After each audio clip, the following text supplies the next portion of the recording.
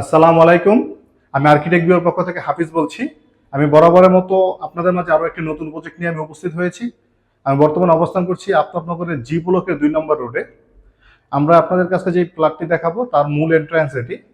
So মূল এন্ট্রান্সের যে মূল মেইন ডোরটি আপনার সেগুন কাঠ দিয়ে করা। তার সাথে ম্যাচ করে আমরা সেগুন প্লাই দিয়ে ডোকো পেইন্ট করে আমরা একটি ওয়াল প্যানেলিং করেছি।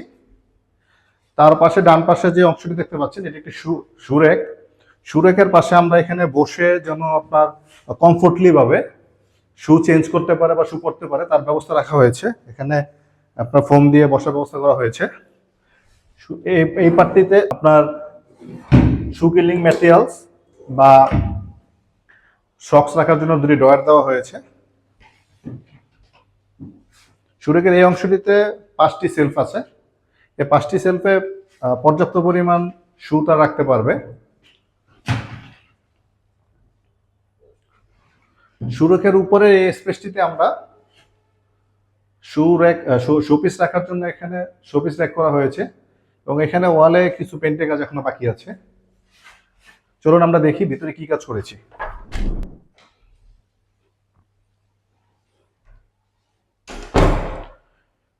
মেইন ডোরের ভিতরে পার্ট এটি।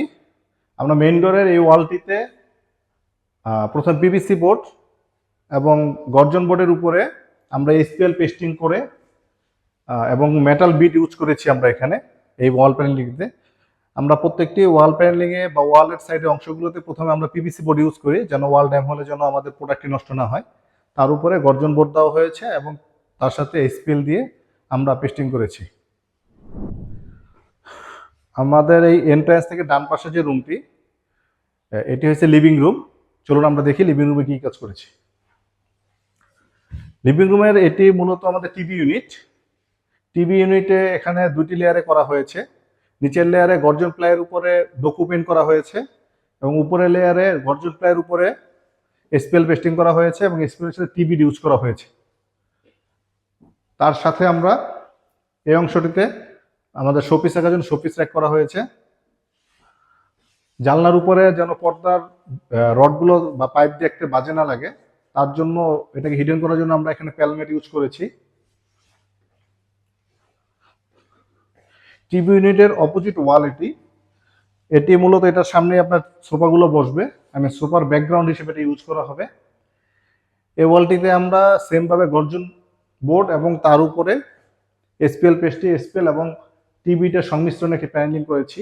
আমরা আসলে চেষ্টা করেছি প্রতিটি রুমের প্রতিটি কাজে একটার সাথে একটা সদৃশ্যতা রাখতে।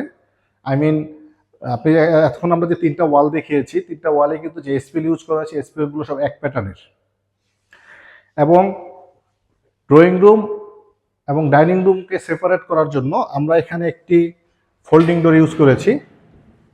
ফোল্ডিং ডোরটি মূলত সেগুন কাঠ দিয়ে করা হয়েছে। সেগুন কাঠের উপরে লেকার পলিশ করা হয়েছে।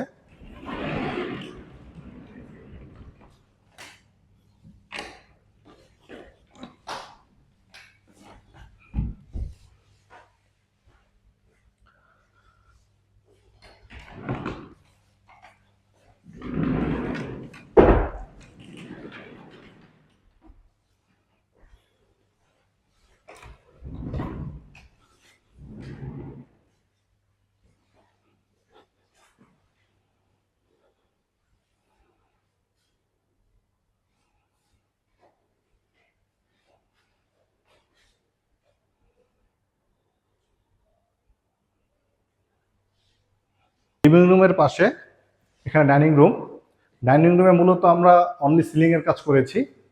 আমাদের যে সম্মানিত ক্লায়েন্ট মেহেদি স্যার উনি আসলে ওনার বাসাটাকে সিম্পল রাখতে চেয়েছেন এবং ওয়ালগুলোতে অতিরিক্ত কাজ করতে চাননি। সো আমরা এখানে সিলিংটাকে 2টা পার্টে করেছি। একটা পার্ট হয়েছে আপনার চারদিকে ড্রপ সিলিং করা হয়েছে এবং মাঝখানে আরেকটি পার্ট করা হয়েছে এবং এই মাঝখানের পার্টটিতে আমরা স্ট্রিপ লাইট দিয়ে ডিজাইন করেছি। এই ক্ষেত্রে ডিজাইনও হলো এবং লাইটিংয়ের কাজটাও একসাথে হয়ে গেল। ডিফারেন্ট একটি কাজ। এবং এখানে মূলত ওনার ডিনার ওয়াগন এবং ওয়াশিং মেশিন ইউজ করবে। ডিনার ওয়াগনটি উনি মূলত ওনার বাবার স্মৃতি, বাবার হাতে করা একটি ডিনার ওয়াগন আছে, ওটি উনি এখানে ইউজ করবেন। ডাইনিং রুম থেকে ডান পাশের যে রুমটি এটি হয়েছে কিচেন রুম।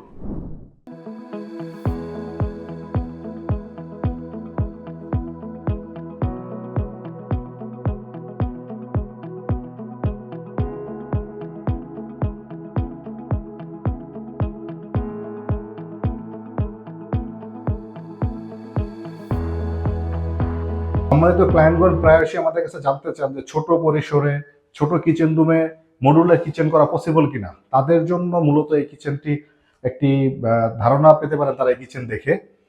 এই কিচেনটিতে আমরা মূলত এসপিএল এবং গর্জন প্লাইয়ের সংমিশ্রণে এসপিএল, গর্জন প্লাই এবং প্রোফাইল হ্যান্ডেল এর মাধ্যমে এই কিচেনটি আমরা করেছি। কিচেনটি 3টা পার্টে করা হয়েছে। নিচের একটি পার্ট, এখানে আসলে সেলফগুলো আগে থেকেই ছিল, আমার সাথে যোগাযোগ করার আগে ক্লেম করে ফেলেছে। মাঝখানে ওয়াল ইউনিট এবং উপরে আপনার রুপ ইউনিট বা আপনার এটা স্টোর হিসেবে ইউজ করা হয়। এখানে যে সিঙ্ক আছে, এখানে সিঙ্কের উপরে আমরা মূলত হিডেন লাইট দিয়েছি, যেন সিঙ্কে যখন কাজ করবে পর্যাপ্ত আলো পায়, তার জন্য হিডেন লাইট দেওয়া হয়েছে। সিঙ্কের ভিতরে আপনার থালা বাসন ওয়াশ করার জন্য ডিশ ওয়াশের জন্য চেম্বার আছে। এখানে আমরা উপরের অংশে আপনার গ্লাসের সেলফ দিয়ে ক্যাবিনেট করা হয়েছে এবং উপরে লাইট দেওয়া হয়েছে ব্যবহারের সুবিধার্থে।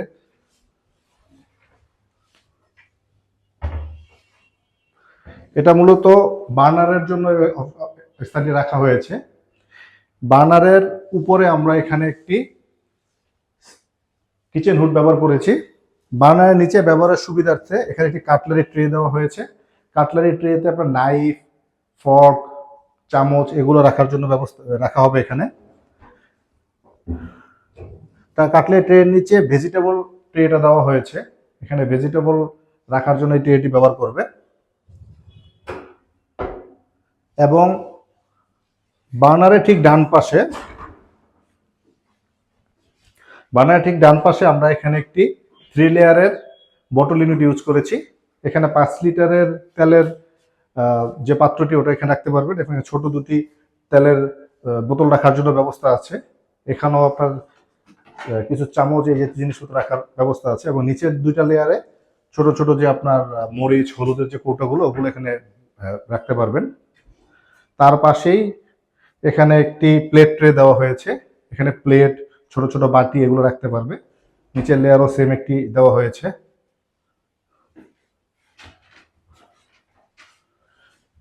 এই অংশটি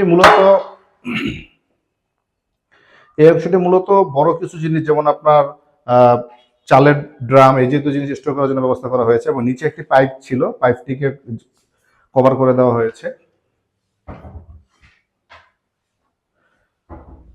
আপনারা আসলে যারা কিচেন ক্যাবিনেট বা ফ্ল্যাটে ইন্টেরিয়র কাজ করাতে চাচ্ছেন, তারা মূলত টাইলসের কাজের আগে যদি আমাদের সাথে যোগাযোগ করেন বা প্লাস্টারের কাজের আগে, সেই ক্ষেত্রে আমরা আপনাদেরকে কিছু সাজেশন দিতে পারি।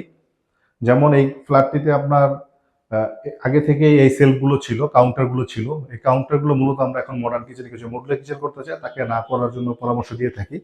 কারণ এই কাউন্টারগুলো সাইজ স্ট্যান্ডার্ড না হলে আমরা এই অ্যাক্সেসরিজগুলো অনেক ক্ষেত্রে ইউজ করা যায় না। যেমন এই কিচেনে আমরা অনেক কিছু অ্যাক্সেসরি ইউজ করতে পারিনি, ক্লায়েন্ট চেয়েছিল কিন্তু সাইজে মেজারমেন্টে হয়নি। কারণ কি অ্যাক্সেসরিজগুলো ইন্টারন্যাশনাল মেজারমেন্টে আমাদের বাংলাদেশে ইম্পোর্ট করে আনা হয়। সো কেউ মডুলার কিচেন করার ইচ্ছে থাকলে আমরা তাদেরকে পরামর্শ দিয়ে থাকি যে এই কাউন্টারগুলো না করার জন্য।